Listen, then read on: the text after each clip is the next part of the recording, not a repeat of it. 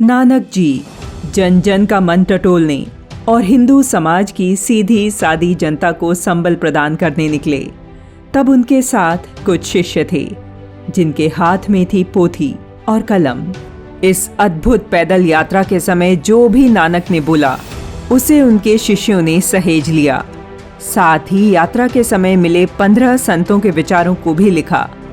इन्हीं संदेशों की पोथी अब सिखों के गुरु के रूप में स्थापित है। परंतु क्या आप जानते हैं गुरु ग्रंथ साहिब का प्रथम नाम क्या था? विक्रम संवत 1661 में गुरु अर्जुन देव ने सर्वप्रथम जिस पुस्तक का प्रकाशन कराया था उसका नाम गुरु ग्रंथ साहिब नहीं अपितु पोथी साहिब या आदि ग्रंथ था। तब इस ग्रंथ के लिए कहा गया था पोथी परमेश्वर की थान। गुरु ग्रंथ साहिब का संकलन नानक देव जी की जिन 4 यात्राओं से आरंभ हुआ था उन्हें उदासियां कहते हैं। विक्रम संवत 1554 को जून महीने में वे सर्वप्रथम पूर्व की ओर निकले। पहली उदासी यूपी उत्तराखंड के हिंदू धर्म स्थलों पर केंद्रित रही। नानक देव ने यात्रा तलवंडी से आरंभ की और फिर लाहौर होते हुए हरिद्वार पहुंचे जहां कुंभ मेले का आयोजन हो रहा था। वहां से वे गढ़वाल के रास्ते राम की नगरी अयोध्या, प्रयागराज, काशी गए जहां उनकी भेंट संत कबीर और रविदास से हुई। वहां से बिहार में पटना, गया जी पहुंचे। जगन्नाथपुरी होते हुए कोलकाता गए। वहां से ढाका, बांग्लादेश, नागालैंड होते हुए आसाम की ओर चल पड़े। नानक देव भूटान, सिक्किम, तिब्बत, चीन और नेपाल भी गए। लौटते समय गोरखमठ और फिर रुहेलखंड, कानपुर, आगरा के रास्ते दिल्ली हरियाणा होते हुए पंजाब लौटे। गुरु नानक ने दूसरी यात्रा विक्रम संवत 1567 में आरंभ की। इस यात्रा के समय उन्होंने कई नदियों को पार कर संतों और महापुरुषों से भेंट की। पक्खों के रंधावा गांव पंजाब से यात्रा आरंभ की और राजस्थान के चित्तौड़गढ़ में संत मीराबाई से भेंट के बाद उदयपुर, आबू पर्वत होते हुए गुजरात पहुंचे।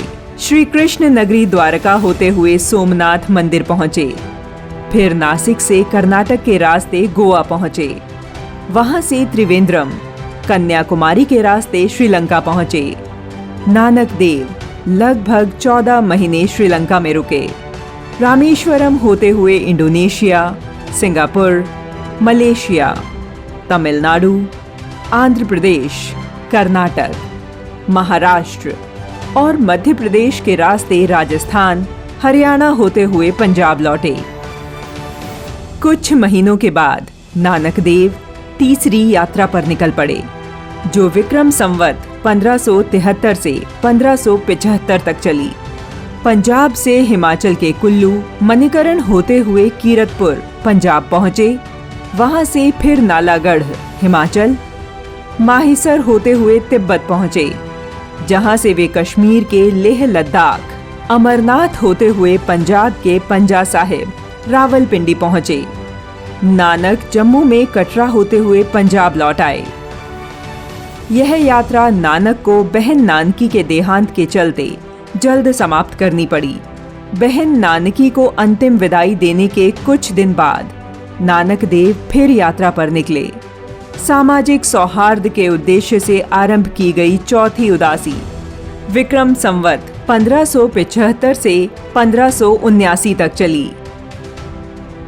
पंजाब के तुलंबा, मुल्तान नगर होते हुए सिंध, अरब देश के मक्का और मदीना पहुंचे।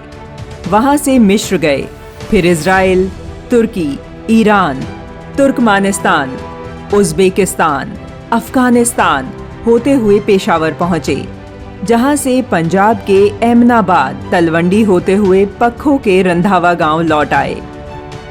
विश्व भ्रमण के समय गुरु नानक ने ऋषि मुनियों और संतों से मिलकर सनातन परंपरा के मूल को समझा और संकलित किया। यह अनुपम संकलन गुरु शिष्य परंपरा का अनुपम उदाहरण है।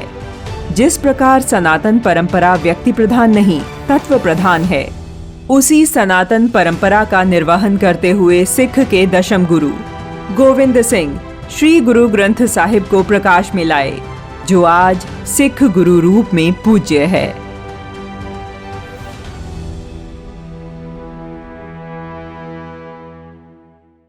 पिता ने बेटे को कुशल व्यापारी बनाने की ठानी और 20 रुपए देकर बाजार भेजा और कहा, इन रुपयों से ऐसा सामान खरीद कर लाओ जिससे लाभ कमाया जा सके। अपने मित्र मर्दाना जी को साथ लिए बेटा नानक तलवंडी से चूहर काना बाजार की ओर चल पड़ा, परंतु दोनों कोई 10-12 मील दूर ही निकल सके होंगे कि उन्हें जंगल में बड़ी संख्या में साधु आते हुए दिखे, जो कई दिनों से भूखे थे। सेवा भावी नानक से साधुओं की ऐसी स्थिति देखी न गई और उनके मन में पिता के दिए 20 रुपए ध्यान आए, परंतु नानक और उनके मित्र मर्दाना दोनों ही पिता के क्रोध को स्मरण कर कांप उठे। पिता के क्रोध का सामना कौन करेगा? दूसरे ही क्षण उनके मन ने कहा, परंतु इन भूखे प्यासे साधुओं का कौन सहारा बनेगा? नानक ने कुछ न सोचा और सीधे बाजार की ओर चल पड़े। क्या उन्होंने साधुओं को यूं ही छोड़ दिया? कौन करेगा इन साधुओं की सहायता? नानक बन पाएंगे कुशल व्यापारी? आगे का प्रसंग बताने से पहले हम आपको बताएंगे कुशल व्यापारी बनने के लिए निकले नानक और उनके दोस्त मर्दाना कौन थे। नानक कोई और नहीं, सिख संप्रदाय की आधारशिला रखने वाले गुरु नानक देव जी ही हैं। वे एक पटवारी के बेटे थे। 8-10 गांव उनके पिता की देखरेख में आते थे। पैसों की कोई कमी न थी, परंतु उन्हें पैसों से रत्ती भर भी मोह न था। वे दिन रात आत्मा की सेवा में लगे रहते, जबकि उनके पिता अपने बेटे को सांसारिक ज्ञान देने में जुटे रहते। बेटे की सांस्कारिक कार्यों में रुचि बढ़े, इसके लिए गुरु नानक का सुलक्षणी नाम की कन्या से विवाह करवा दिया गया।